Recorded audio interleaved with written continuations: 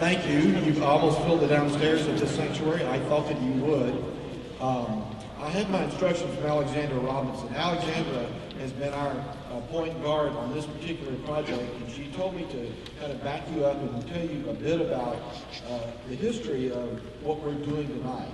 And it started with a sermon series that I preached in January of 2011 called A Different Kind of Church, in which I expressed the commitment of our church to have open doors, open minds, just like we say as Methodists, and open hearts, and not only open doors, but a commitment to be truly a sanctuary, in that sense of the word, a safe place for people to come with questions, a safe place for people to come, even if they might not be Christians, they might be struggling with faith, might be agnostics, atheists, doesn't make any difference. We want to be that kind of safe place.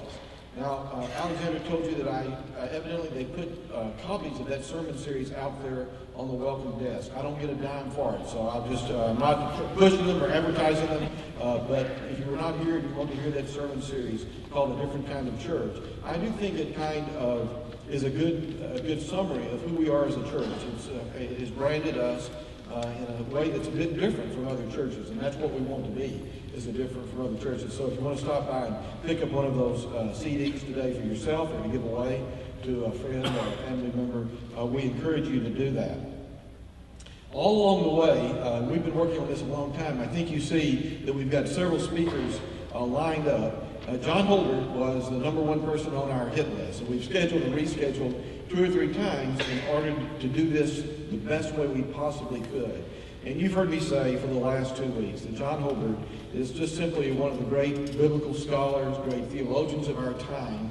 And also, he brings with him a gift that doesn't come naturally, in my experience, with theologians. And that is, he is just a great, very, very compelling speaker. I just as soon go hear John Holbert as anybody in the world. He is a colleague of mine and Alex's and the rest of the members of the staff, Martin, Stacy, Walt. His wife, Diane, is also an ordained minister, a colleague. I'll give you a little bit. I think it was Socrates who said there's no point in sending a letter of recommendation because if he's any good, they'll know it. If he's not, they'll know it. So I don't make a big deal out of these CVs, these resumes. But at any rate, John has got his PhD from Southern Methodist University, originally a graduate from Cornell College, one of the great small liberal arts colleges in the country. His teaching specialty is preaching, and you'll hear that, Hebrew Bible, literature, and preaching, and has done much research in those areas as well. He does have a resume with a bunch of books on them, and I think we'll put those out there in case you want to. He does get money for his books. We encourage you. I don't know how many of them. Not very much. That is true. That is true. I don't know how many of these books would be for a lay as opposed to professionals, but we'll put this out there on the welcome desk, and you will have that. A remarkably highly respected scholar, preacher, teacher, but as much as anything else, I'm just pleased to present him to you tonight as my friend, Dr. John Holbert.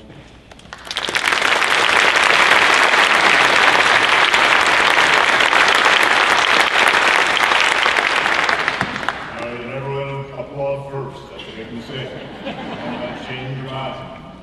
Oh, thank you very much for having me here. I notice 2 of my colleagues will be here soon, and they know something. They have information. What I know, who knows what I know. We'll find out. I have a subject that nobody can answer. I guess that's why I'm so here. So thank you very much for coming. And what I plan to do really is I'm going to spend some time giving a kind of orientation to this enormously complex subject. But more than that, I want to give you a chance to ask some questions. And when that starts happening in good professorial fashion, if I do not know the answer, I will make one up on the spot. We're not trained to say we don't know very often, but I'm good at that. I think we're okay. So let's begin with a word of prayer. Oh God, you who are author of our lives and giver of every good gift, we give you thanks this day. It is a day that many of us remember with sorrow and tears and tragedy, but we know that in the midst of all these things you are here, and that you care deeply for us in such a way that we can never break your love and connection with us, and we want to hang on to that with all the fiber of our being. And so, as we remember those who gave their lives, for those who in confused ways thought they were doing the work that you had sent them to do, we pray that you would be with us as we think, as we grow, most especially as we love one another and strive for the unity, the shalom that you offer most especially to us in Jesus Christ, your Son, in whose name we pray. Amen. Okay, now there are lots and lots and lots of ways one might begin thinking about this enormous question of what is it called? Can God something be good? I can't read that. Can God be good when there's so much evil? Yeah, okay, so much evil exists. Let me begin this way. The very oldest epic that we have in the world talks about that question. And all that means is that this is a question that has exercised people from the very beginning of reflection and thought. Even when people's understanding of theology and God and gods and divine realms and all that stuff was so wildly different from ours, yet this question was their question too. How is it that we can live in a world that we see as so beautiful and so good and so marvelous, and we talk about the God of creation, etc., and then have it filled with such agony and pain and struggle?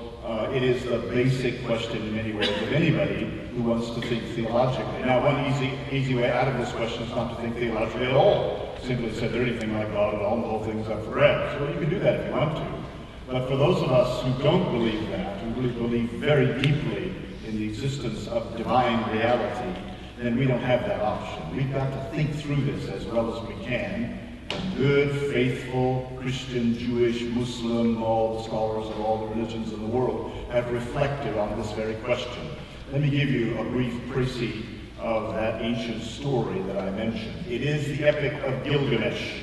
It was written apparently around 3000 BCE. Now I say BCE, that means before the Common Era. I speak to a fair number of Jewish groups, and they much prefer that to BC, as you could imagine. So BCE means before the Common Era, and CE means the Common Era, what you and I call BC and AD. So around 3000 BCE, and I don't know exactly when, the manuscripts that we have, the tablets that we have of this thing is somewhat later than that. But here's the way the story goes, and it's worth a while thinking about it because the ancient author who told and retold this story had the same concerns that we've got. Here's how it went. Once upon a time, there was an enormous city named Uruk, and in the city of Uruk, there was this extraordinary king whose name was Gilgamesh. Gilgamesh was an enormously powerful man. He was very tall, very handsome, extremely good-looking, and immensely powerful and wise, and everything seemed to go so well in Uruk for so many years. But eventually, because he was so much better and greater and wiser than everybody else, he had no friends. And the gods, of which in the Babylonian cultures there were many gods, the gods looked down at their favored son, Gilgamesh, and said, we need to give this guy a friend. And so they made a friend for him. And they called him Enkidu. And Enkidu was even bigger than Gilgamesh and even better looking too. But the difference is that he was not yet civilized. And so he lived among the animals for a long time.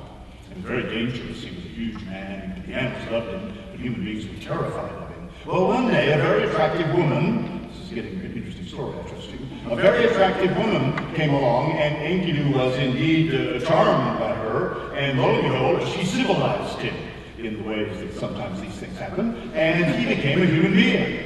And the animals wouldn't have anything to do with him anymore. But Gilgamesh found him and thought he was one of the great figures he ever saw. They became wonderful friends, fast friends. Everything seemed so good. They would go off together with great battles and struggles and stories, and they would always triumph. And every time they would come back to the city of Uruk, and they would feast and have wonderful times together. Everything was just glorious. The people were glad that their great king had a friend. They all loved Enkidu and on and on. And suddenly one day, though, they went off to battle the giant Humbaba, who had 1,000 eyes, and was the one that protected the giant forests. And they wanted to go battle him because nobody had ever been able to defeat Humbaba. But they had ideas they could do the two of these great warriors together. And so they had a plan. And the plan was a really very good one, but unfortunately something slipped up, and Humbaba killed Enkidu.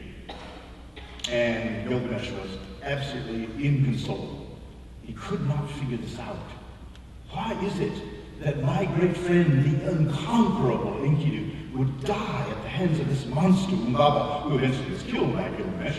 But it was too late. His friend, and a huge funeral pyre, enormous funeral processions went on for days and days and days, and Gilgamesh was absolutely inconsolable. He could not understand what had happened. But he began to think after his eyes dried with tears, why is it anyway that people die? Why do these evil things happen anyway? And he began to reflect on that. Now, this is a very old story. She's well over 5,000 years old. But why does this happen? And so one day, a little bird, quite literally, a little bird came down and whispered in his ear, I don't really quite know, this bird was very loquacious to talk to radio, I don't really quite know how you might live forever, but I've heard of a magic plant which is at the bottom of a pond way across the sacred river. And you might be able to you might live a long, long time, I don't know about forever, but you might do that. And so Gilgamesh decided, I've got to have this, because I've got to find out what's going on. I've got to find out the meaning of life, the purpose of life. And so he did. He went and fought battles and struggles, and he got himself across the sacred river. And along the way, by the way, he meets a man by the name of Utnapishtim, who is the Babylonian Noah.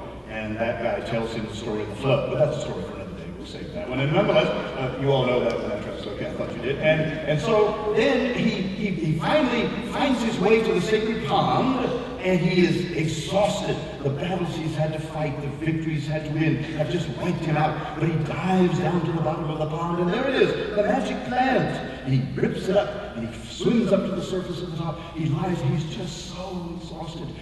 Before he can take a bite of the magic plant, he falls fast asleep. And while he is asleep, a snake comes up and eats the plant. And that's why snakes shed their skin and live forever, the Babylonians thought. Well, it's kind of silly, doesn't it, in some ways? But still, the struggle is the same, so you see. The struggle still is, why did my great friend die? He seemed invincible. How did he possibly die? This 5,000-year-old story has been echoed and echoed and echoed. You notice even in the Bible, of course, in Genesis chapter 3, you have a story of a snake and a plant, and you see the echoes are rippling down through the centuries of this enormous question. Why do evil things happen when the gods seem to have only good for us? Well, when Judaism arose sometime in the middle of the second millennium, 1200 or so, 1300, and then proceeded as the Israelites came into the land of promise. Again, the guesses were not sure historically, maybe in the middle of the 15th century, perhaps BCE. And then they settled down and for about 700 years had a culture. Now, the great thing about the Israelite culture, beyond anything else, is how they could write. The Hebrews could not make a pot worth a flint. They were lousy potters. You can always tell when the Israelites show up on the scene archaeologically, the pots get lousy. They had no technological skills at all. When they wanted to build the temple, Solomon, he had to hire Canaanite architects to do it. He had to get trees from Lebanon. He didn't have anything there to do anything like that. And so the Israelites had no interest in technology. It took them 200 years after the Philistines had iron to get iron. They just weren't interested. But what they wanted was to think and to write. This is a tiny culture. Do you know how big Israel is? It is from Dallas to Waco, and from the east side of Dallas to the west side of Fort Worth. That's the kingdom of ancient Israel. That's it. That's the whole thing. Whoop-de-doo. Surrounded on both sides by enormous forces. Egypt, the culture that had been the same for 4,000 years. The same thing, giant pyramids. The Great Pyramid of Cheops was already 1,500 years old when the Israelites came on the scene. 1,500 years, can you imagine? The Egyptian culture, of course, was spectacular, wealthy, thoughtful, exciting, all sorts of things. And to their east, the Babylonians and the Assyrians and the old Babylonians, the Sumerians, all the cultures that were to land between the rivers, they were extraordinarily more impressive. And the battles that were fought between Egyptians and Mesopotamian cultures went on and on and on. And in the middle was this tiny, pathetic little country that really had no technological, military qualities at all. What they had were writers. thinkers. And the fact that that's the case is you can go into bookstores today and buy the Bible instead of buying the Gilgamesh epic very easily. What that means is that these people thought very deeply about the most important question we got, and of course, that we're dealing with this afternoon is exactly one of those questions. How is it that God, and they began to believe in only one God? It took them a while to get there. They didn't pop out of the desert believing in one God, because all the other cultures had many gods. They eventually got to the point there was one, and of course, that's what caused the problem. If we had a bunch of gods, it'd be a lot easier, right? That's the God that brings bad stuff, and this is the God that brings good stuff. Simple, right? But not you got one, and then you got a problem on your hands. So then they began to think about this, and they thought very deeply about it, and they reflected upon it in as deep a way as they could. And I want to show you some examples from the biblical text that describe how they thought about this question. As usual in the Bible, there are multiple answers to everything. Now, that does not mean, I mean, it's bad, that does not mean you can prove anything by the Bible. Don't be saying that. Wash your hands out with soap. You ever said that? Don't say that. No, the Bible has multiple ways of thinking of things because it was written over a 1,500-year period. The oldest piece in the Old Testament, I'm sure, is Psalm 29. I know that's the oldest piece because we have the same poem in the Canaanite texts from Ugarit, exactly identical, except the Hebrews stole that poem and stuck the name of their god in when the Canaanites had the name of their god in. It's exactly the same poem, exactly. So that's about 1500 or so BCE, I would imagine. And the newest stuff in the New Testament is around the 2nd century CE, and that means it's over 1500 years, actually. Now, in a 1500-year reflection, people are going to have very different thoughts about questions. As the culture changes, the history changes, the idea of politics change, all sorts of things. When Israel first came out of Egypt, they had what apparently was an egalitarian society. There was no king. They sort of waited for the Holy Spirit to fall on some figure, the judges described to us in that book, and they waited till that happened. There was no voting, there was no primogeniture, father following his son, following father, etc. None of that stuff. And so, as things changed, then they got a king. Well, that changed everything in so many ways. The kingship was a very problematic, difficult, painful experience for Israel for about 350 years. And so, as all of the context of their lives changed, their answers to these large questions changed. And I'm going to show you some places where that's the case. Now, first, however, I have to describe to you, since this is the day that we are commemorating the terrible events of 9/11, 10 years ago this day, it was for many people a watershed event. Now, we can argue about that all day long, but I won't do that. Nonetheless, a very important event we all remember very well, printed on our mind with those images that we've all seen. The same thing is true for Israel. Exactly the same thing. When the Babylonians broke into Israel in the year 587 and destroyed the temple and wiped out the palace and took the king Zedekiah off to Babylon, but before they went, they blinded him right after they killed all of his sons. The last thing he ever saw was the death of his own children, as he was dragged off 350 miles to the east of Babylon, the world's greatest city at the time. That was their 9/11. It was a searing event, unforgettable, and was not forgotten for the next 1,000 years.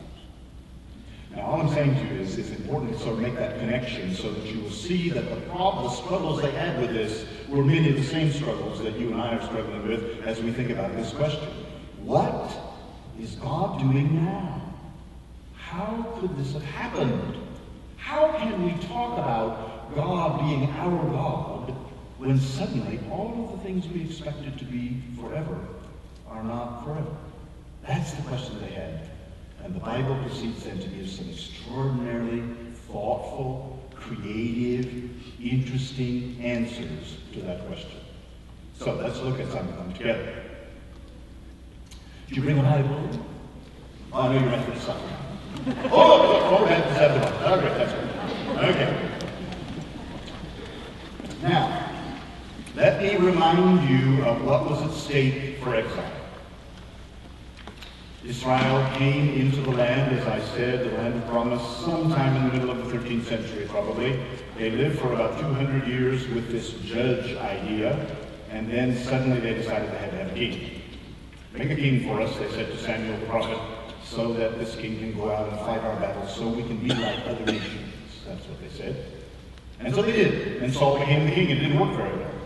Saul somehow, for all kinds of very complex reasons, didn't work out in the way that he looked good. He was very tall, very handsome, terrific warrior, but somehow it just didn't work.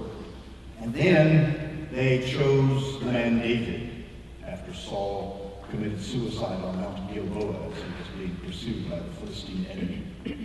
And David became the king for the next 37 or so years.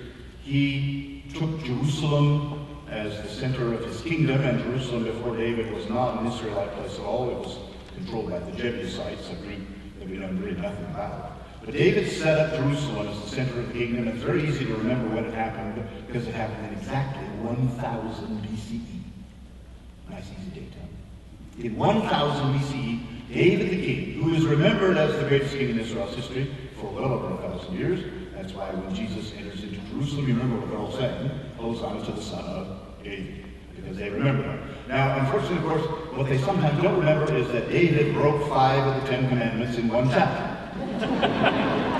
which is Guinness Book of World Records sin ever thereof. Nonetheless, he is still remembered very fondly as a great king, and he did unite the nations north and south. He did create Israel, the largest it ever was, and as I said, I described the size of it wasn't very big, but nonetheless, by the standards of Israel, it was pretty good size. And he set up Jerusalem as the center of the community. Well, that went along with a series of difficult questions for the next about 350 years. When David died in around 922, his son Solomon became the king and was the king then for successively, 967, Solomon died in 922. And in that period, in the 10th century BCE, Solomon built the temple. He thought that was an important thing to do, to consolidate his authority. We're also told in the book of Kings that Solomon married 1,000 wives. Now, that doesn't mean he was oversexed. Don't think that. It's political stuff. He's making contracts with all the people around him so that Israel can have a safe life, if you will. So they're very small. They got to provide safety in any way that they can. So Solomon dies in 922, and everything begins to fall to pieces. Solomon's son is a guy by the name of Rehoboam, and he is, to put it bluntly, an idiot.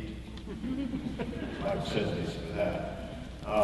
Rehoboam is given the opportunity by northern tribespeople led by a building foreman by the name of Jeroboam to, if they come to him and they say, look, your father just drove us crazy with his taxation and his forced labor policies. And he really was pretty bad at that.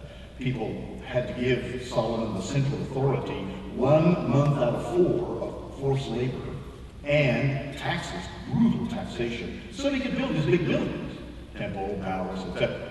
Solomon was not well liked by the end of his life at all.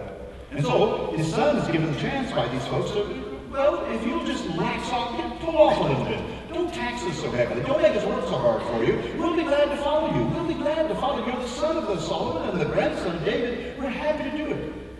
He didn't. Rehoboam was a fool. He listened to his young Turk friends, and they said, don't deal with these guys. You're the king. Do with them what you want.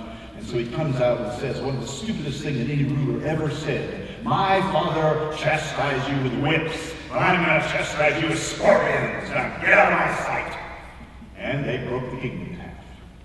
The folks in the north went up to the north and set up Samaria as their capital city, and the folks in the south went to Judah, to Jerusalem, and kept the small country there, and the nation divided north and south at the death of Solomon.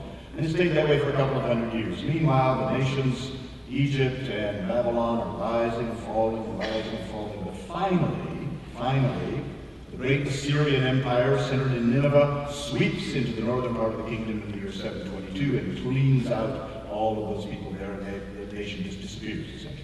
And all that's left of Israel is Judah, a little tiny rump state in the bottom, capital Jerusalem. It's a very small place, indeed, with very little economic power. If you've ever been to Israel, you know that it rains south of Jerusalem about half an inch a year, maybe.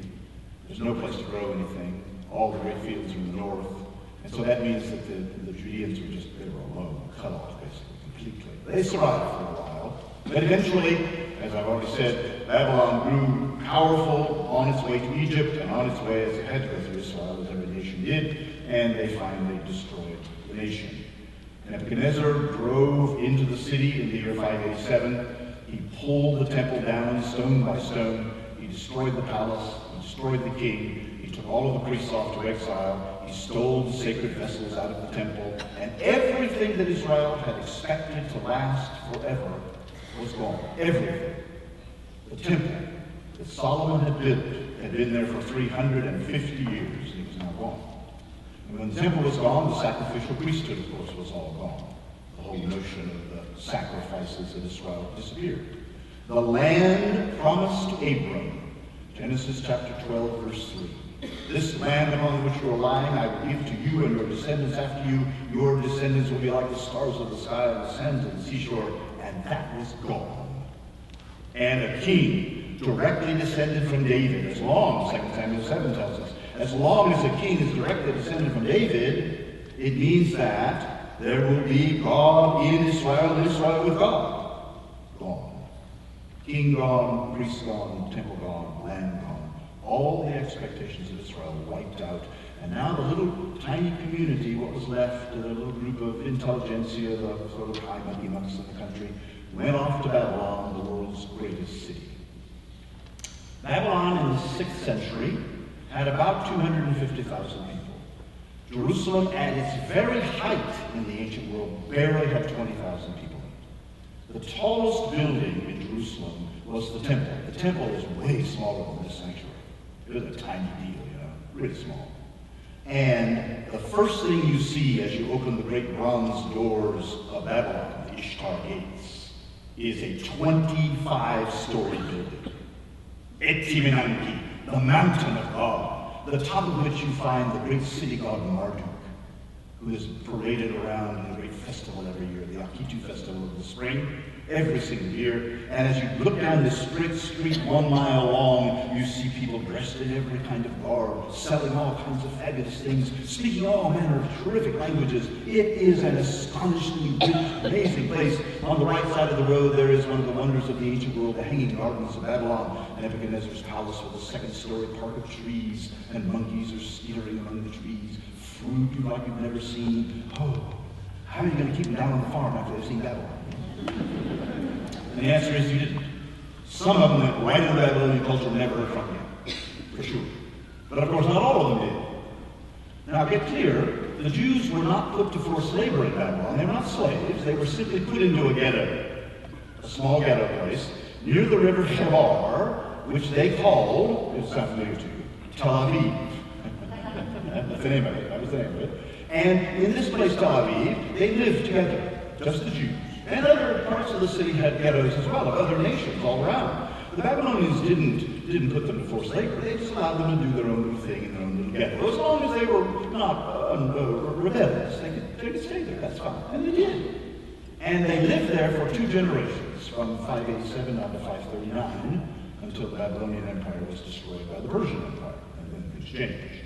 But during that 2-generation time, 587 to 539, the Israelites began to think, and they began to reflect, and they began to wonder about the big question that you and I are talking about this afternoon, of why did this happen? How can we believe in the God who promised that we would have land and temple and king and priest and sacrifice forever, and now we have nothing? What happened? Why don't we live in our promised land at all anymore? And so they gave answers. So now if you have a Bible, you look at something, okay? Isaiah. It's on the left side of the Bible. Side that was heard in the land. Here is Isaiah's answer to the question, and if I could give our answers that Isaiah gives, here's what it says summarized. It's in chapter 45 of the book of Isaiah. This is the so-called second Isaiah, and by that we simply mean the first 39 chapters of the book of Isaiah were written by somebody sometime around the 8th century BCE, but these chapters were clearly written in the 6th century BCE by another prophet altogether. And if you could read Hebrew, you'd see this right off the bat. The language, the grammar, everything's completely different. Things have changed quite dramatically in the context, as I said. Here is where it comes. Look at chapter 45, beginning with the 5th verse. I am the Lord. Now that word Lord, in my New Revised Standard Version here, that's the so-called divine tetragrammaton. What they're doing is this. When they capitalize the word Lord like that, they are recording the sacred name of God. And that sacred name is a name that is unpronounceable. And that became a significant part of their culture later on. But nonetheless, if you read it in Hebrew, it's got 4 consonants only. And in the original Hebrew text, there were no vowels at all. So it's a consonantal text only. And eventually, they put vowels in because the language was being lost. Nobody could read it anymore, so they had to make up a vowel system. So the Hebrew texts you read now tend to have vowels in them. But when they put vowels in that particular word, you can't pronounce it. It's delightful when you're teaching introductory Hebrew and you have students go across this word. They try to say it, and their tongue hits the roof of their mouth and it falls out the side, and their teeth fall out because they can't say it. You know, that's what they say, basically. And because it's unpronounceable, that's the point. This name is so sacred that you don't pronounce it. So when the New Revised Standard Version puts Lord here, what they're doing is using a kind of euphemism that the Jews themselves use, the word Adonai in Hebrew, which means Lord. That's the word they're translating, as a matter of fact. Sometimes Jews will say Hashem, which means the name, or sometimes they'll say Hakavod, which means the glory, all sorts of things to avoid saying this, but that's what that word is. We sometimes say it Yahweh occasionally, but that's certainly not a Jewish way of talking. I am the Lord, and there is no other. Now Isaiah wants to be crystal clear about this. There is no other God you can look at. And even if there were some, they don't mean anything. I am the Lord, or anybody else like that. That's it. Period. Beside me there is no God. I arm you, though you do not know me. Now what he's talking about here is, he is saying, look at chapter 45, verse 1, to tell you the astonishing claim he's making.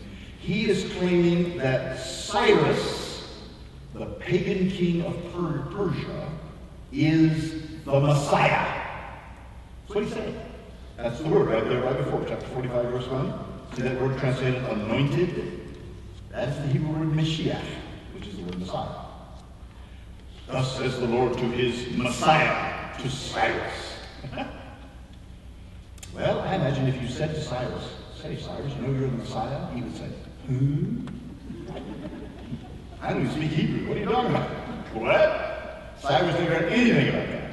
But that's not the point. If you're a prophet, the God that this guy worships is so enormous and so overwhelming and so incredibly huge that this God does whatever God wants. Look at how it goes back to verse 5.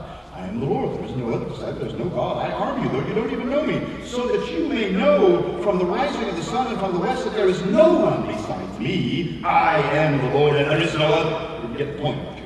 And the way of this, right? Now watch, verse 7. I form light, and I create darkness. I make weal, that is, good stuff, and I create woe, bad stuff. I, the Lord, do all these things. That's Isaiah's answer to the question of what happened. God does whatever God wants. And the last thing you can ever do is ask any questions about it. So we might just call this a night right now. I'm telling you, if Isaiah were standing right here, that's what he would say. Because look what he does later on. It's quite hilarious, actually. It's a wonderfully funny business in verse 9 in the same chapter. Woe to you who strive with your maker, earthen vessels with a potter. Let me tell you something. Does the clay ever say to the one fashioning it, hey, what are you making, Betty? Or, hey, your work has no handles. Your handles do, but there. Does the clay ever sit up on the potter's wheel and say that? Oh, hardly. Then it's even funnier in verse 10. Woe to anyone who says to a father, what are you begetting? You get that image there? I know it's Sunday, I know it's church. Come on. With what are you getting? The guy breaks into the marriage bed chamber, he's watching people going at it with one another, asks, hey, what are you doing over there, friend? I mean, you know, did anybody say that to you? Or to a woman, when she's giving birth, you ask Alexander about this, she'll tell you. With what are you in labor? I don't think you had to be told with what you're in labor. But it's just as stupid for you to ask questions like that of God as it is to ask those kinds of questions. That's Isaiah, you see. He believes that God is so vast, so awesome, so incredible, so beyond all of our imaginings that we cannot ask any questions. We just say, whatever you say, boss, and that's it. Now, the reason you're here is because you don't believe that, right? Now, but this was one answer. It's not, Isaiah's not the only one who says this, of course. There are other places in the Hebrew Bible that talk like this, and certainly the New Testament too. But it's not the only answer. That's my point. One answer is don't ask any questions. I dare say there are some of our Christian brothers and sisters who would certainly believe this, don't they? They want to just say, look, God said it, and I believe it, and that's it, right? Well, unfortunately, I can't do that. Some of you can't either. So now we've got to think about some other things. What are the other possibilities? Is that the only thing I can finally come up with? Is that I can't ask any questions? That God did this, God chose that, God did this, God is choosing this, and decides to unchoose? So what does all that mean? Isn't there some other way to get at this? And the answer, of course, there is other ways to get at it. Let's look at it. If you have your Bible, look at Ecclesiastes. Now, Ecclesiastes is kind of it's odd that we find that name. Actually, the Hebrew word of the book is Koheleth, and the word comes from the Hebrew noun kohal, which means congregation. So sometimes when Martin Luther, for example, translated this word into German in the first vernacular German translation in the 16th century, he translated the word der Prediger, the preacher. So he imagines that this guy is some kind of religious authority who is speaking to people, maybe speaking to students, maybe he's a teacher of some kind. We don't really know exactly who he is. But the point, there's obviously a fiction at the beginning. He claims to be the son of David. And the idea was that Solomon somehow had written this book. But if that's the case, Solomon wrote some words in a language that have not yet been invented. So that's a little odd, since there are at least 15 Persian words in this book. And that means that it certainly was written after that time of Persian. So it's probably a 5th or 4th century book, maybe a little later than that. My point is to see, here's another answer to the question, what happened to the world? Why all of a sudden did we think that the things we thought were going to live forever didn't live forever? And what's God doing? And how can we think about God like this? Now here's his answer to that one. Verse 2 of chapter 1. Now you all know this, you've heard it before. Vanity of vanity. That's a terrible translation of that word, really. But it's become part of the culture because the King James folks did it. But in 1611, this is the 400th anniversary of the King James translation, some of you may know. And when they did that in late Elizabethan English, the word vanity didn't mean the same thing that it means now. It meant a lot more what the Hebrew text tends to mean. The word here is hevel. Hevel hevelim, it says. And that means emptiness, insubstantialness.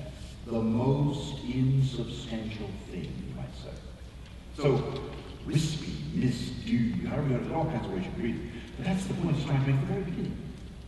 Wind of wind, mist of mist, dew of dew, insubstantial, says the teacher, says the Koheleth. Wind, all is emptiness. Everything is empty.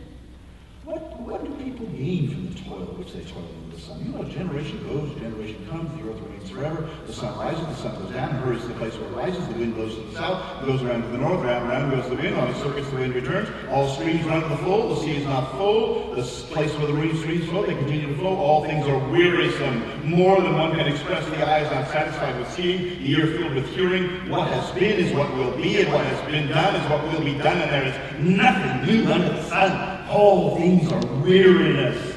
Everything is empty. It's a very dark way of thinking.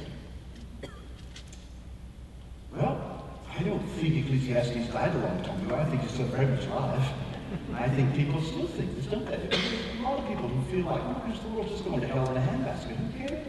It's just empty. There's not any real meaning in things.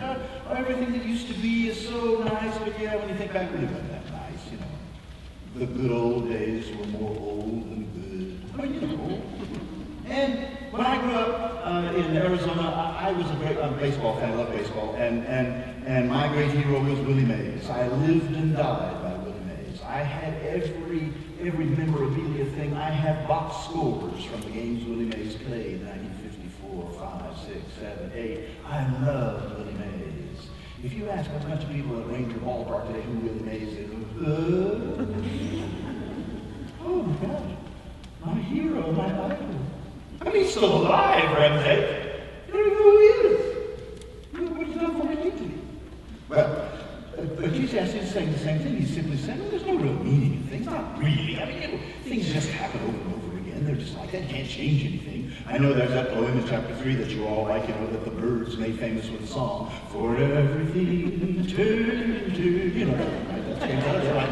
And you all think, is that grand? No, Ecclesiastes not that's grand. What it means is you can't change anything. It's all stuck.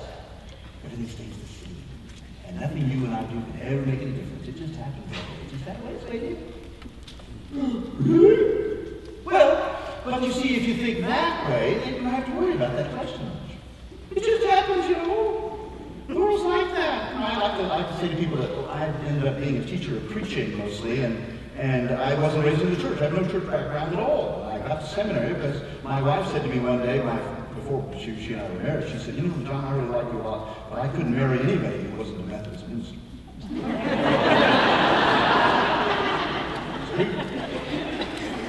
And the call of God got very loud at that moment. And so I went to seminary for no particular reason, so I was going to marry this woman, and then I get there in 1968, and I took Hebrew because it looked funny. That was the only reason I'm telling you, it really was. And my whole life changed. If I were a Presbyterian, you see, I would think this was set from the foundation of the world. But become a Methodist, I think it just happened, Well, this is the way people think about this question. You see, here's a classic example of it. This was written sometime after the exile, of course, but the point is that one way to deal with the question is that, well, these things just happen. Nothing I can do about it. God's like that, But this is what people say, isn't it? How often have you heard people say things like this? When somebody dies too young, and they say, oh, God, what another tenor in the heavenly choir. Well, they say those things because they're trying to be helpful, right? They're not trying to be mean. Frankly, I think they probably could be a little quieter at that moment. But nonetheless, they say these things, because they're trying to make sense of something that has no sense. And so that's what Ecclesiastes says. Well, there's any sense. Not really. No sense. I don't think you like that answer, much, do you? I don't either. I don't think so. Let's look at Job. Yeah, we'll see if it's good. Now, Job, of course, is an immensely complex book, and I've spent my whole scholarly life on it, trying to think about it, reflect about it. I wrote an unreadable 450-page dissertation on it about 4 years ago, and I don't believe any of it anymore. I really don't. I think I just did dumb as I possibly did, but I was 25 years old, so there you are. I wrote a book about 10 years ago on the book, and I don't believe all that either now. Job is one of those books that it doesn't change, of course, you change. And as you think about the questions that it raises, because your life is changing, because your experience, your understanding and knowledge is changing, you're going to hear it differently. That's just the reality. That's the way these books are. You know the story of Job. It's a very straightforward story. Of course, Job is the most pious man in the world, in the East, it says. And he's got the right number of kids and the right number of animals and the right number of everything. He's the wisest guy that ever was, and he loses everything. And it's not because of a wager, as some people like to put this. It's not that at all. It's a test. It's a test rather like God testing Abraham in Genesis 22 about the near sacrifice of Isaac. It's a test of some kind. And that's mysterious enough, of course. And the test happens, and supposedly, at the end of chapter 2 at least, Job seems to pass the test. And that's why we get that sort of, the patience of Job. Well, alas, the book goes on, there's no patience left at all. Job's patience lasts 2 chapters, and it's a 42-chapter book. That's and Job ends up being the most loudmouth blasphemer in the history of the world. He really does. He says the ugliest stuff about God anybody could ever say. Again and again and again and again. Because Job's finally had it, you see. And my argument is this. I think Job and 2nd Isaiah are living at exactly the same time, and they're both in Babylon, I would argue. And I think Isaiah says on the one hand, never ask any questions, because you can't ask any questions of God. God's too big to ask questions of. And Job says, oh yeah? Watch me, dude. And for the next 40 chapters, you get nothing but questions.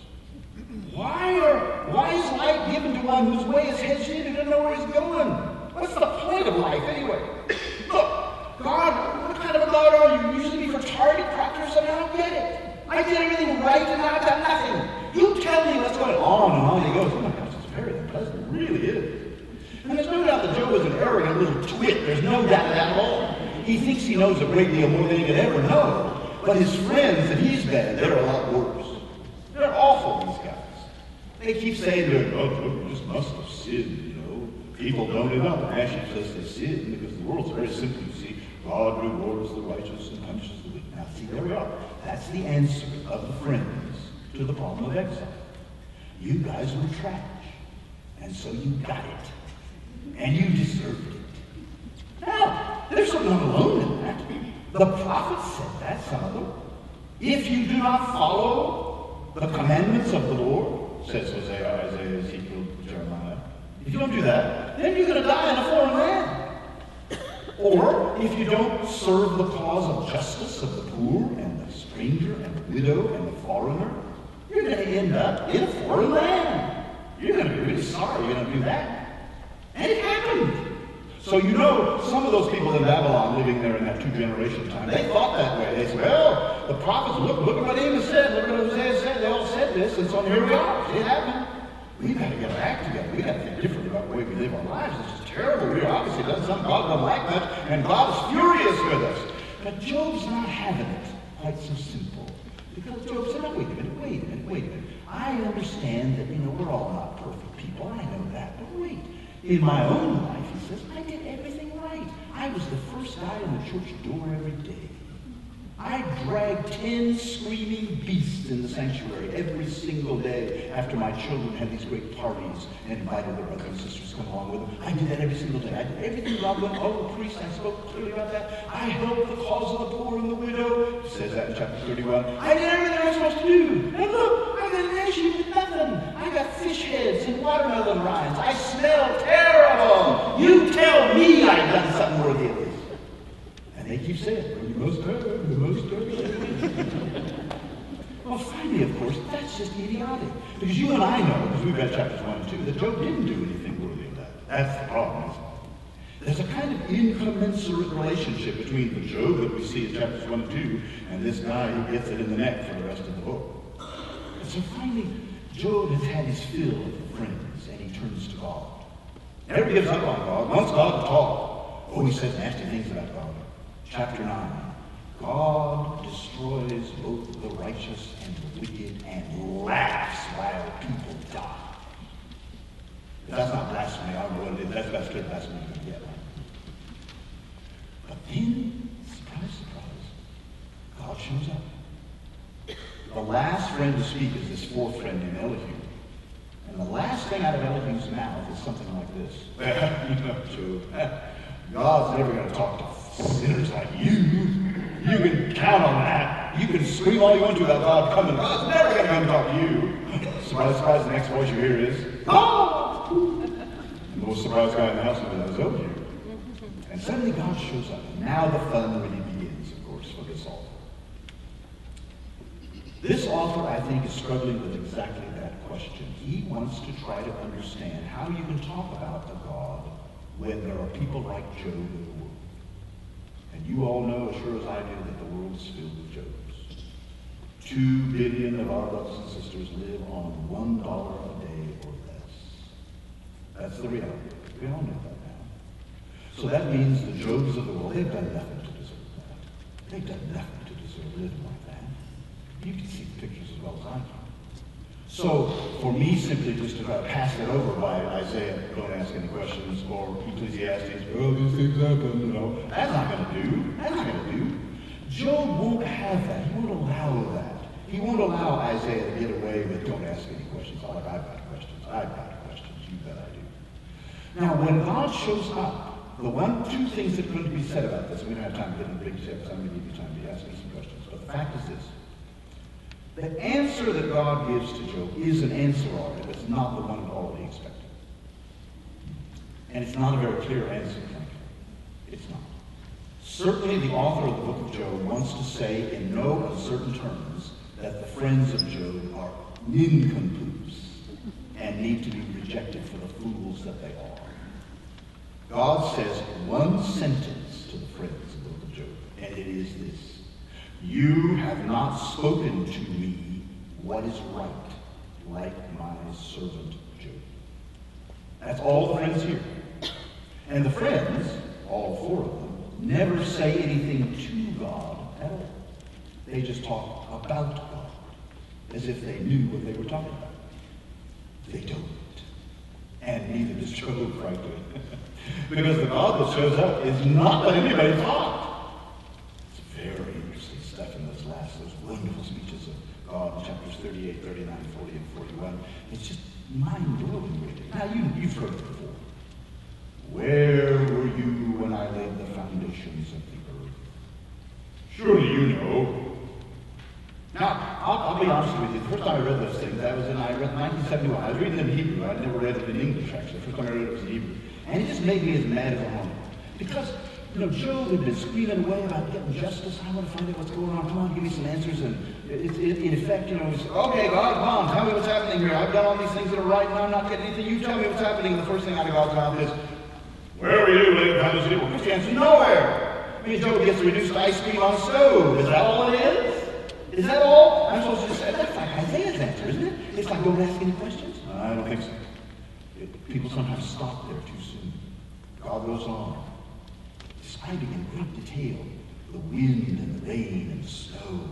And then God talks about animals again and again and again. Ostriches, for heaven's sake. Ostriches? Job's asking about justice, and God says, have a look at an ostrich. Is that helpful? And the answer is yes. That's the question that's interesting. The answer is yes. What God is trying to say to Job is what Job and his friends could not see, what Isaiah tried to see, but I think too narrowly saw, and what Ecclesiastes has given up completely, and that is this. The world is complex and vast and mysterious and awesome and beyond anybody's categorizations. Every single animal mentioned in God's speech to Job has nothing to do with human beings at all.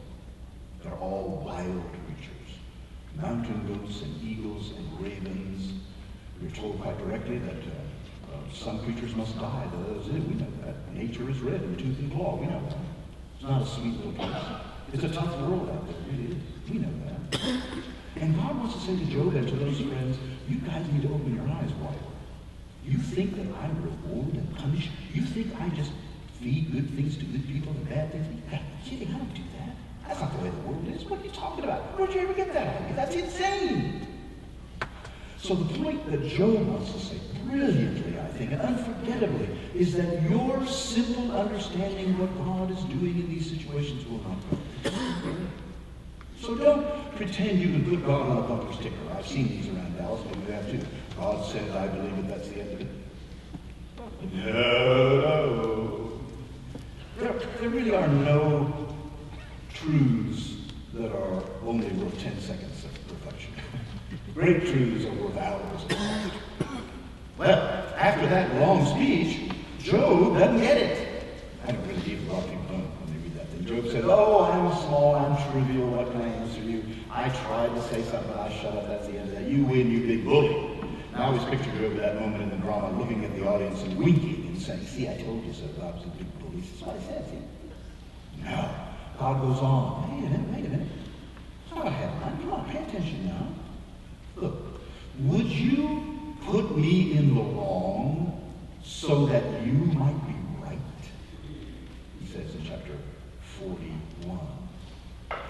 Is the universe a zero-sum game? Is it just I'm right, you're wrong, you're right, I'm wrong? Is that all there is in the world? Of course not, says God. The world's far richer than that. Come on now, Joe. Open your eyes wider. Look, let me show you something. Out of the divine throne room comes this gigantic creature called Behemoth, which is, you might have to translate like the beast, capital B.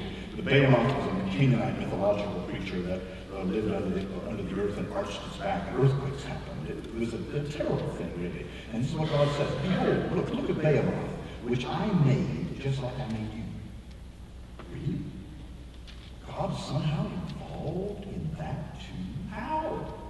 It doesn't say how. It just says that God is larger, more wondrous, more mysterious than Job or I ever imagined. And Job finally gets it. After God shows another creature, Goliath, and the great twisting serpent of the sea that God also made. And then Job says, I had heard of you by the hearing of the ear. All the stuff I've learned in church and synagogue and all the places I've been, I heard all that all my life. But now my eye sees you. And boy, it's sure different than I thought. And therefore I, now watch this translation, chapter 42, verse 6, therefore I change my mind. That's what the word means. It doesn't mean repent. It means change your mind. There's another word for repent, that's not it. This is the word ikram. I change my mind on dust and ashes. I'm a human being, but I now realize that my place in the universe is not the center of everything, but part of a large concatenation of complex stuff. Now, does that answer all our questions? Hardly, does it?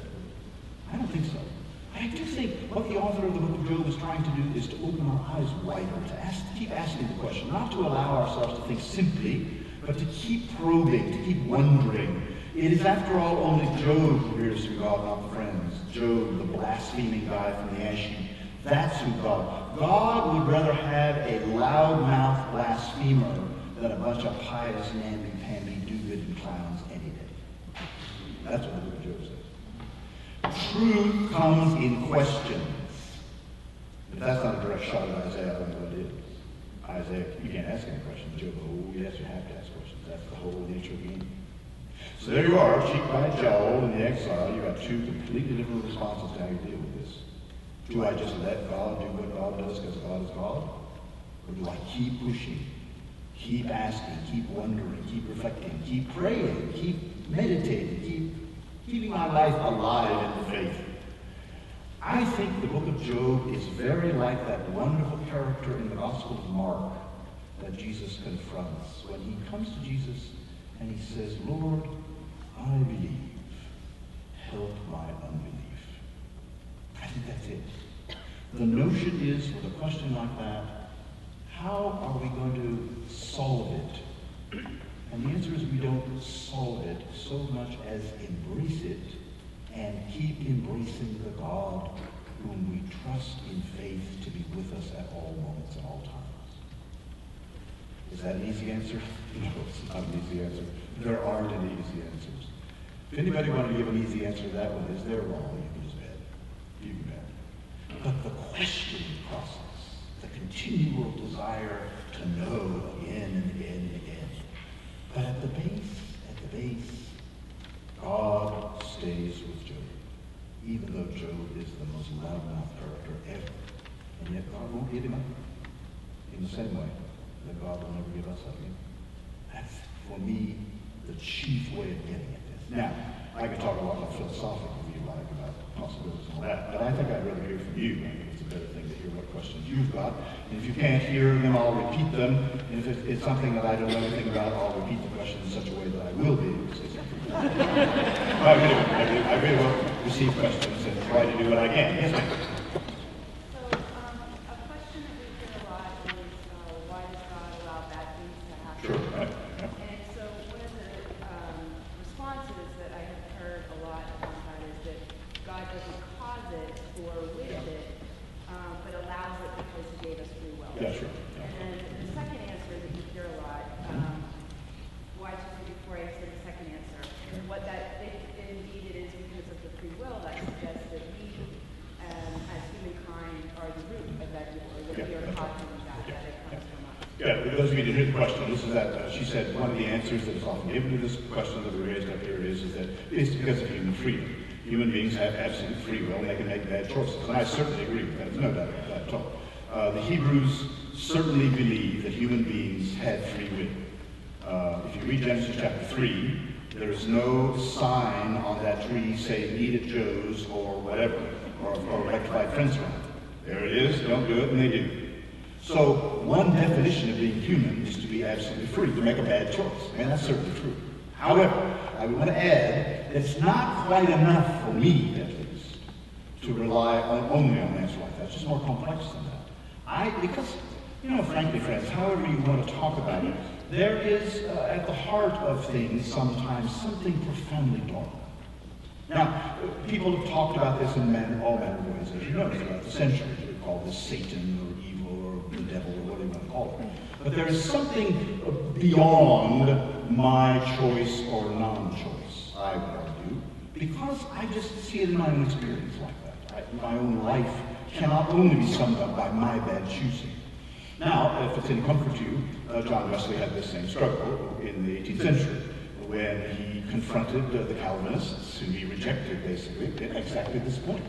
The Calvinists wanted to say, well, God has everything planned from the foundation of the world. That's simple enough, and that's the end of it. And some people are damned to hell for eternity, and some are blessed to go to heaven for eternity. Nothing to do with what you do at all. Well, Wesley just couldn't go there. He thought, oh my gosh, what? You mean people have no choice in these matters? But that's not my experience. I see people change. I see people grow in faith. I see people, the means of grace appear, and they become different than they are. So, Calvin saw, well, that's been planned before the foundation too. But you can see where they go with it. But Wesley wanted to focus, and the Methodist tradition, of course, is exactly that kind of tradition. It is a free will tradition, no doubt about it. We are, as we were called early on, Armenians, effectively persons with no law. Well, that's going too far, but nonetheless, you can see that we were not, Wesley was not willing to buy into that sort of simple understanding of everything's been fixed before time. So yes, that has been an answer given, and I certainly want to agree that part of the question is a question of our own choices. Of course it is. Of course it is. It's not been prefigured before all time. We can make choices, good ones or bad ones. Else, why would you be in church at all if you didn't believe that? So that's one. Of course. That's what, blame it on the devil, blame it on Satan, or even blame it on yourself. It's all of those are too easy. I would argue again, as I tried to say in the biblical tradition, and we didn't have time to go through all the other ones I could have gone through, that the answers to these questions are just far more complex than that. They just are complex, and you know that. You know that. Every time you're confronted with a tragedy in your own life, you know that as you think through it, you think, when I was a pastor, people when they are at the time of a great tragedy in their lives, with death and terrible death, too young, too soon, all those sorts of things. They grasp at a quick answer because they want to put it away. The pain is so great that you want to have explanations. But as time then goes, you have time to think about that, and there are no simple explanations. There aren't. And even you say, well, you ate too many piece of chocolate cake or something, no? Well, that's not enough either. I mean, there's just all sorts of things beyond my own choosing, I want to say. It's just more richer, more complex than that. You have another one? No. Other question? Other question? Now, the basic thing we're talking about, of course, is this, and that is that this is the question called theodicy. In theological study, you always say things in other languages. You could just as well say in English because it's fancier that way. The word theodicy is two words in Greek. It means God, theos on one side, and dike, that is the reason for things, the point of things, the idea of things. Why do I believe in God and then terrible things happen? That's basically what this is about. And as I said, this is the oldest question in theology of whatever tradition. And it is a question that's been given hundreds and hundreds and hundreds of answers. And it keeps giving answers because there are no finally satisfactory ones, ultimately.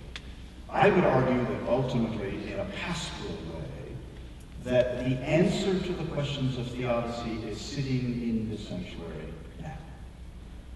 Your friends, your connections, your relationships will help at those moments when you have no answers to give. And I fortunately learned early enough in my own ministry that the best thing I can do is shut up and hold a hand and cry when necessary. Ultimately. And that's not an out. That's not a cheap out at all. I don't have easy answers. There aren't. The question is, though, I believe Paul, bless his heart, wrote the greatest thing about this ever, of course, in Romans 8. Didn't he? What can separate us from the love of Christ? Nothing. Absolutely nothing. That is what I live my life by. That marvelous passage there, which I've never done a funeral without it, never will. It's one of those things that, and it's not sentimental or not, it's not emotionally sentimentalization at all. It's the truth of the gospel in its most basic sense. And that belief, I don't have proof of that, except in my own experience in life. It's there, isn't it? It's there. Very meaningful for me. So and I'm not trying to fudge any of this, because we can talk forever and ever about possible other ways to deal with this. Let me say one quick word about another possibility. Because the traditional view of God, of course, is a God of omnipotence and omnipresence, a God who can know all, does all, sees all, the same yesterday, today, forever, as the Hebrews author puts it. If that belief is sustained. And then the problem is a very large one, because then you have to wonder, well, why is God not doing things? If God could stop these things, why doesn't God do it? Is God not powerful enough to do it? Does God choose not to do it? Then you got a really weird view of God. So you see, these attempts that have gone on to cut the cord at whatever end, either God is incapable, God is uninterested. Some of the early founding fathers of the United States, of course, were deists. They believed that God round the world up and then left. Basically, watched it go. Is that satisfactory? Not to me. To some of them it was, not to me. Too distant. But then, if you have God engaged, so it's led some theologians, perhaps Charles will say something about this when he comes in a couple of weeks or so, it's caused some theologians to think that maybe the way to think about God is not as all-powerful. Maybe God is somehow limited by God's own human creation. There's a part of God that may not be limited, but a part may be that God takes into God's own life all of the things that you and I do and feel and think. That's called process theology. And for some people that's been quite helpful. For others, not helpful at all. For all kinds of reasons, yeah. Oh, yeah. Right. She asked the question, what about the sins of the fathers being visited on the children? Well, I would say this. At the first level, I would say it happens that way. Doesn't it? I mean, you and I are still living in a culture because of slavery 350 years ago, and we're still struggling with that, right? So when evil things are dropped into a pond, the ripples keep going, don't they? There's no doubt. But you notice what the other side of that in Exodus 34, verse 6, 7 says, in the revelation of God to Moses on Sinai. What does it say? I, the Lord your God, am here's the translation important, I'm a zealous God. The word doesn't mean jealous, it means zealous. I am single-minded. I insist on you taking me with the utmost seriousness. I am a zealous God, visiting, it says, the sins of the fathers on the third and fourth generation. That's what happens. But giving steadfast love, chesed, that wonderful, unbreakable love of God, to thousands of generations. The promise of Exodus is the promise in the New Testament. That is, that the ripples of evil will stop in the great ocean of God's unbreakable love for all of God's creatures. That's the claim of the book of Exodus. That's why Judaism still exists. That's why it's still around. You know how many Jews there are in the whole world? How many Jews? The answer is 15 million. That's all the Jews there are in the whole world. Isn't that extraordinary? 15 million. There are more people living in New York City than all the Jews there are in the world. What does that say? Judaism survived as a religion and tradition because of the absolute conviction that God would never give up on them. And they then would never give up on God. Now it's taken all kinds of forms. There are a bunch of secular Jews, and I know all that. But the fact is, the conviction of the Hebrew Bible, which extends, of course, into the New Testament, is this absolute conviction that there is nothing that can separate you from the love of God. Nothing. Nothing can happen that way. It can't happen. And if that's the case, lying at the heart of the universe is not some black hole, but there is the great smiling love of God, and it will never go away. That's the reality of Judaism and Christianity. And I might add Islam, too, actually. It's all right there, right in the center of things. Yes? The scriptures that you read earlier talk about a God separate. That's right. You either don't question or Right. you just don't understand. I was there that all is very Right. complex. Right. Talk some about a suffering God. Yes, that's right, of course. Ask the question. The gods that we describe in these texts tend to be a God of awesome power and distance and all that. But what about a God intimate and close? Well, I would say, let me give you an example, of course, in the very beginning of the Bible itself. In Genesis chapter 1, you have a portrayal of a God like that, a God who creates by the sound of God's voice. Let there be light, and there's light, let there be all happens. Okay, you've got all that there. But now in Genesis chapter 2, you don't have that at all. Now you have a God, you remember the little story there about creating the human beings out of dust of the ground and breathing into the human beings' nostrils the breath of life, the nishnath chaim in Hebrew it says, that breath of life. God then is as close as the jugular vein at that point, isn't it? I think the Hebrews beautifully portray throughout their scriptures the dual nature of this God who is both somehow vast creator, but also intimately related to us. certainly this is what Job finds. Even though God is vast, yet God is talking to him, speaking in a certain amount. Now, the question about suffering.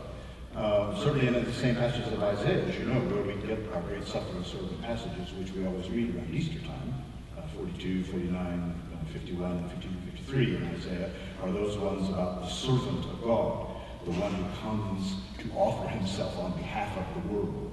Well, I would argue that certainly as the early Christians looked at those passages, they thought those passages were somehow full in Jesus Christ.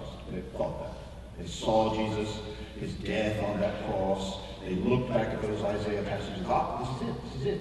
That the way the world is likely to be changed and transformed is not through power and not through military might, but through suffering, giving, service.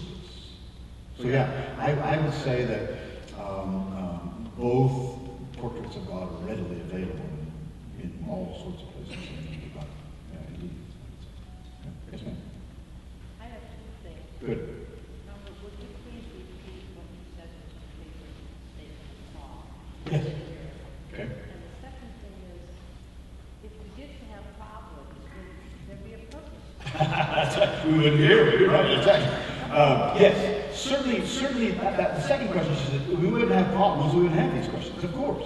And from the very beginning of time, human beings have had problems. The problems they've got is I don't understand what's happening to me. I've done things that the priest told me to do, and now look where I am. So I've got questions about it, of course. Problems lead to questions. Now, according to the Bible, as I read it, at least, problems should not lead to stop asking questions. Quite the opposite. It leads to more questions, I think, as I understand. Now, the other thing is, she asked me to repeat the Pauline phrase. It's from Romans chapter 8. What shall separate us from the love of Christ? Shall persecution, perils, or etc. And all these things we are more than conquerors. Because I am convinced that neither life, nor death, nor angels, nor principalities, nor things present, nor things past, nor things to come, shall ever separate us from the love of God in Christ Jesus. And that basic claim, I would argue, is the summation of the whole Bible's understanding of the presence of God. That's it. Paul was Jewish, remember? He got that from his Judaism. He didn't make that up. That came from his Judaism. The absolute conviction that God loves God's people unreservedly and forever. I chose you, says God in Deuteronomy chapter 7, verse 7. I chose you not because you were the greatest of the peoples. You were the least of the peoples. I chose you because I loved you. Period. Now, if anybody here has ever said, oh, the Old Testament talks about the God of war, the New Testament talks about love, you have my permission to wash yourself, mouth out with soap, and never say such foolishness again. The Hebrew Bible is based on the grace and love of God. That's its central claim. It is not a claim about law and rigidity and all that stuff. That's just ludicrous.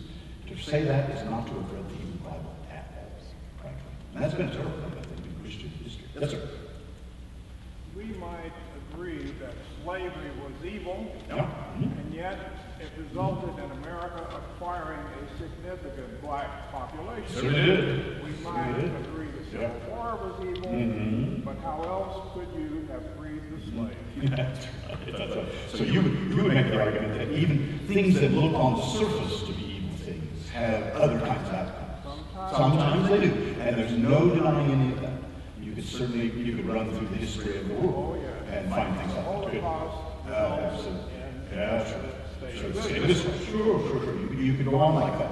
I suppose my answer to that would be I'd be very careful in using that analogy, because sometimes what you end up with, well, let me give you an example. There was a famous Jewish philosopher of the 15th century, Baruch Spinoza, who was judged heretical by his own people, basically. Spinoza believed that in eternity, as he put it in Latin, sub specie aeternitatis, in the whole origin of eternity, all things make sense. Meaning that if I happen to be in this corner of the portrait of the world picking grapes for 25 cents an hour in South Texas, then it's all part of the larger plan of the universe. Well, that's okay if I'm not picking grapes at 25 cents an hour, but if I am, it's not a very helpful argument. See what I'm saying? And I hear exactly what you're saying. Because certainly you're right. If you read history through time, all sorts of things happen out of really quite terrible things. Absolutely true. But to imagine the next step that some people take is it had to happen or that thing would have happened. That's another question, isn't it? Do we have to have the Holocaust to create state of Israel? Do 6 million Jews have to die in order that we have the state of Israel? If that's the case, that's just too appalling. Death is not a tragedy, it's a graduation. Well, you could, but for many of those Jews, of course, it wasn't. Because many of them didn't believe in the resurrection, many of them didn't believe in eternal life. They believed this is the life they had, and it was snuffed out. So all I'm saying is that... God knew there was. Oh, you could argue that way. I don't know about that point, but nonetheless, all of us is, and I'm not arguing against you, I'm simply saying that pushing that argument too hard can lead to some very painful, I think, experiences. Yes, ma'am. Do you believe there's a point in praying for intervention when you're in a dangerous situation? Yes, right. She asked the question, do you believe there's a time for praying for intervention? It's a very interesting question. And I think it's a very important question for a lot of people to think about. Now, let's back up a bit and ask ourselves what we think we're doing when we're doing that. What do we expect to have happen when we do that? Okay. First of all, by saying that's the case, then I must admit, I must believe somehow that God is somehow moved by my particular prayer. Then, of course, you fall into a terrible trap, don't you? What about when God doesn't answer? You know, we've all been in these places, I trust them. In a hotel, you're in a hospital room, and somebody's praying away, you know, and the person dies anyway. Oh, was my prayer no good? Or am I a bad person? Did I say the magic words? Abracadabra or something? You can see the problem. I would put it this way. I am a person who thinks that prayer is always a good thing. I mean, I like prayer, it's helpful to me, and I'll be honest with you, so I can possibly, I don't know what's happening in prayer. Not really. I know that as people join together in prayer, there's this marvelous, can be a marvelous sense of the presence of the Spirit in their lives, moving toward things of significance and importance. Certainly when terrible tragedies happen, people come together and pray, and they become energized then to go and do the things that they must do, called by God. That's a wonderful thing, I think. I am not one to imagine, for myself anyway, personally, that a single prayer is going to magically move God to do things when that clearly is not the case. I mean, it's clearly not the case, whether one is good, bad, or indifferent about that. But I would say that the act of prayer itself, particularly community prayer, is a very good thing, I would say. That doesn't answer the question, but I don't have an answer to the question easily. Because you have to imagine a certain kind of God who is going to be moved somehow to do something different than God decided to do. Now, there are passages in the Hebrew Bible that talk about this. You probably know. A very famous story, one of the rabbi's favorite story, is Exodus 32.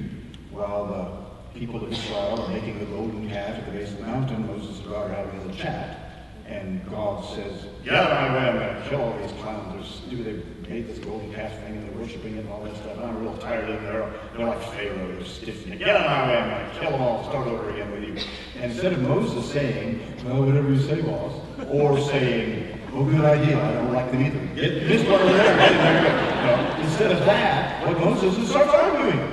Wait a minute, what will the Egyptians think of you?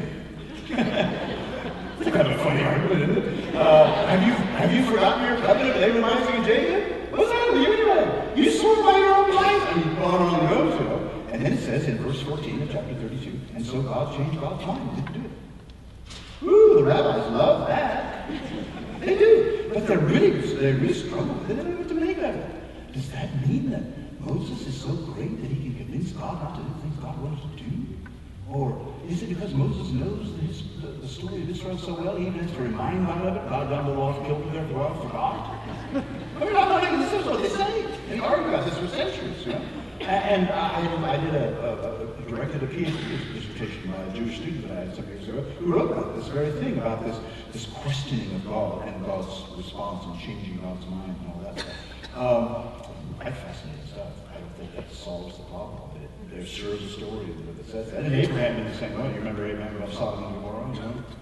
Well, shall I tell Abraham what I'm about to do about Sodom in chapter 19? So, well, I guess he's going to be a prophet, but okay. So, and then Abraham says, wait a minute, God, wait a minute. What if I find 50 righteous people in the city? Will you kill them all for the sake of 50 righteous? Far be it from you to do such a thing as that. Far be it from you. If this shall not the God of all the earth do what is right? This is Abraham talking, that little lying twit that you lied about his wife, and whatever, she's my sister. So and now he's arguing about saying to God, you're going to kill all these people, I think you're righteous people. It's like hanging over a used car, 40, 30, 20, 10. But the reason the Israelites do this, though, this gets back to the question that you raised, and that is, they have this sense that the God that they are worshiping is very close to them, and sometimes very like them. That troubles us some, I think, we Christians. But nonetheless, what else could one say in the Christian tradition when we say, in effect, that when we look at the activities, the words of Jesus, we are somehow looking at God? That's what Christians believe. Jesus is the definitive revelation of God, we say. And how do I find out about God? I look at Jesus. I see what he says. But sometimes what Jesus says is pretty wrong, pretty rough. Isn't it? Oh, listen to those Pharisees. Why did sepulchres full of dead men's bones? Doesn't sound like the grace of God to me. I mean, really, you've got a kind of complex portrait of a human being in Jesus who is not so different, it seems to me, than that figure that one comments on this figure in the Hebrew Bible. So I would be one to say that the Bible, again, is this rich resource that stretches us way beyond what we sometimes want to go about our understanding of these kinds of questions. That's where I would be. What would you say to somebody that why does God do that? Yes. Like blood, Yeah, exactly. The question is, what would I say to people who say, why does God do bad things? Well, that gets back to the question of who God is. The question you always have to ask is, who do you think God is? Is God a God who does everything in the universe? That's the first question. Isaiah says yes. I would argue that Job says, not so fast. Ecclesiastes says, who cares? What I would say to him is something rather like this. I would say, look, the activity, sometimes, you might put it this way, sometimes floods are just floods. Yeah? They're just floods. They're not statements of anything. I might be statements of a little warning, I don't know. But they're not just divine activity, you see. I simply do not believe that God is hurling floods at the world, or things like that. but with the story of Noah, Yeah. I would say that he did it because he was tired. Yes, let me talk about Noah. That's a good example. Because I think, this is a very good way of putting that. This makes a classic statement of this, I think. The story of the flood, as I've already said to you, is a very old story. It goes back way before the Hebrews. The Sumerians had it, the Babylonians had it, and the Hebrews borrowed it and changed it, though, in a quite extraordinary way. In chapter 6 of the book of Genesis, verse 12, it says this, and God looked on the earth, and the whole earth was corrupt, and it was full of violence. And so God determined to destroy the whole thing. And it says that in verse 5, this is what it says, quite literally, it says this, it says, human beings are corrupt from their youth, it says. That's the language.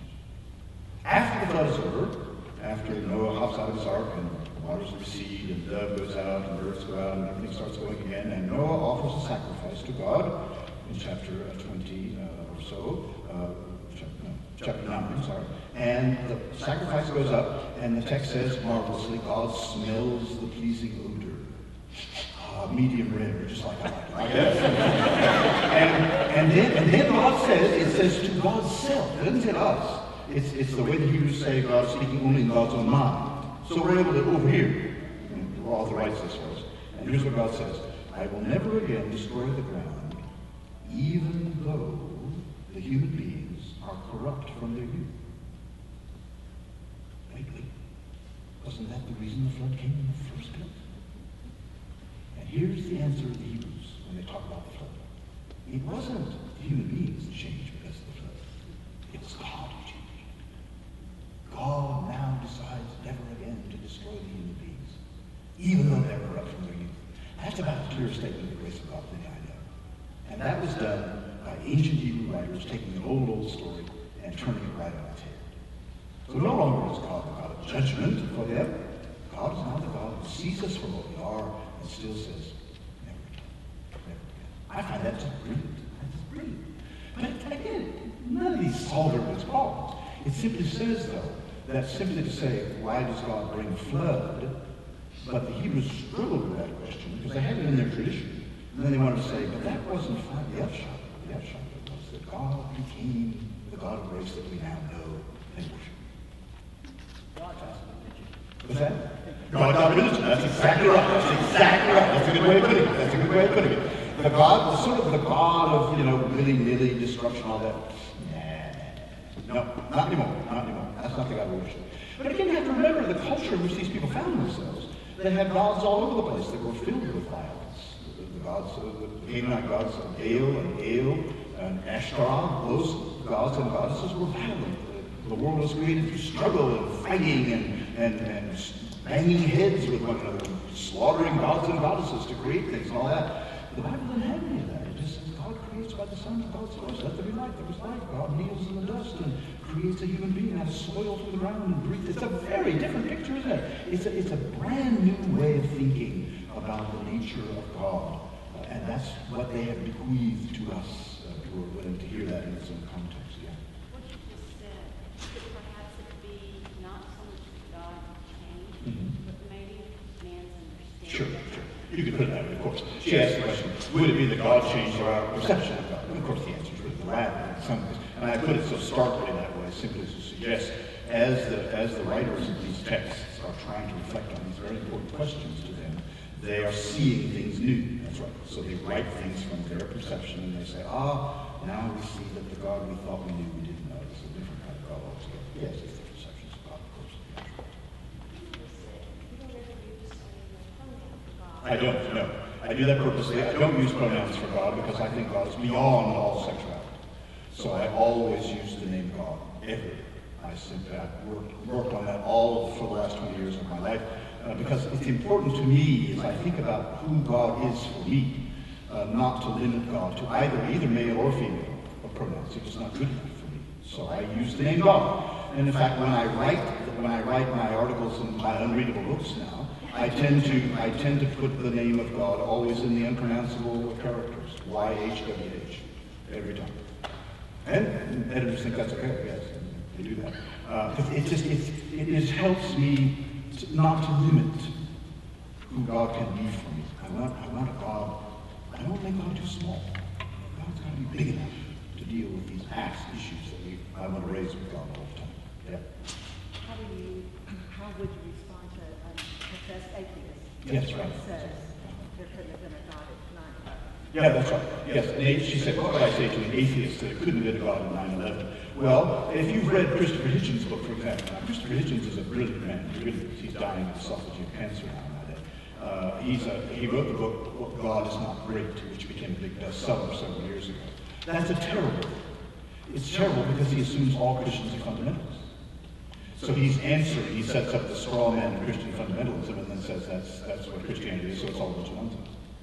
Well, if a person is limited only to the question of, well, if God really existed, that wouldn't have happened, then you see they've not thought through the question at all perfectly. They've not thought about the complexities that the whole history of the religious world has tried to struggle with that question. It's not just a matter of saying, God, it was, bless their hearts. It was like when 9/11 occurred. You remember what Jerry Falwell said. It's because there are too many gays.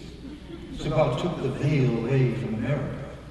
That's horrible. That's a horrible way of thinking, isn't it? It's horrible. That needs to be made fun of. It's stupid to talk like that. That's awful. And so I want to say to Jerry Falwell and to Christopher Hitchens, I want to say, look, there are other ways to think about these questions. The biblical tradition has vast resources to think through these questions in broader and more complex ways. Because these are the kinds of things that take time to think about. It's not just that's right, that's wrong. Goodness gracious, isn't it awful what's happened to our country in terms of the dialogue we now have? It's dreadful. It's just soundbite, you're right, I'm wrong, you're an idiot, you'll agree with me. That's just terrible, isn't it? How far we are from the whole struggle of this. I love the rabbinic tradition. I'm heavily influenced by the rabbis in so many ways because I think there's so many geniuses involved in this. The rabbis have a great phrase, where two or three rabbis are gathered together, there are 4 opinions. Well, I think that's right. Where 2 or 3 are gathered together, they disagree about religion. That's the nature of it, isn't it? That's the nature of it. So when the rabbis, this is how the rabbis argue. When you read a tractate of the Talmud, for example, it's beautifully, it's lovely to look at, and you read it this way, and they put the text right in the center of the page, and then they wrap all the arguments around it in a very circle. And there is no statement that says this rabbi's wrong, or that rabbi's right. They just keep talking. And the circle gets larger and larger and larger and larger. It's wonderful, it's wonderful. You don't finally have to say, well, that's the end of that, let's move on to something else. They don't do that. They just keep talking. Because they know that not one person's got all the answers that are needed. It's all of us together that have the answers that are needed. But we've got to open ourselves up enough to one another so we can hear one another give the answers that we've got. The wisdom of the world is not found in one human being only. It's only found now in the corporate body. That's why a group like this is key in my mind to trying to get beyond this sort of us against them notion that we've gotten about the world. I think it's tragic. And it's gotten us to gridlock, hasn't it? It's just to be frozen. And I'm not blaming anybody one side or the other. It's just the nature of the beast we live in right now. And I want to say that in the church, what I want to see is people willing then to raise up the questions and to stay with one another, to care for one another, and then worship with one another when it's all over. What else can we do? So, this morning I worshiped in another church here in the city, and the pastor is a very progressive guy, lovely guy, smart as a whip, and said terrific things to say. I was just thrilled. I sat in the Sunday school class, and there were, I don't know, 30 people or so there, and people just raising questions, talking about really hard questions, difficult questions about the nature of Jesus and who God was and all that. And I thought, this is it. This is it. This is what the church is for. It's for allowing people to say the deepest things in their hearts and to know that they can do it because that's what God loves. I know that God smiles when people get together and talk seriously about things of God. I know that. My whole life has been based on that, and it just thrills me to have that opportunity. So we have to stop for time.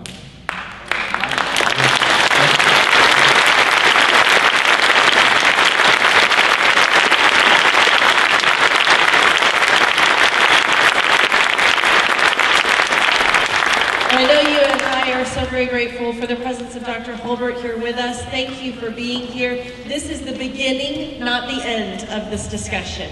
And reflections and questioning together is who we are as a different kind of church. You will see there are some flyers out in the foyer there as you leave, those blue flyers if you didn't get one, which talks about a different kind of discussion group. That will be held, Jeff Holbert, who is over here. Jeff, if you could stand, and Mike Randall, who is over here. If you could stand, Mike will be leading that discussion group starting next week in room N154. That is directly down the hallway. If you would like some more information, I promise I will not hound you with emails. This will be a one informational email to give you the information about this discussion group and future lectures. If you would like that information, please note that there are some clipboards at the welcome desk and the tables as you exit here that you can simply sign up. Thank you for being here. Thank you for being a part of this very important conversation and making this a different kind of church. Thank you again, Dr. Holbert.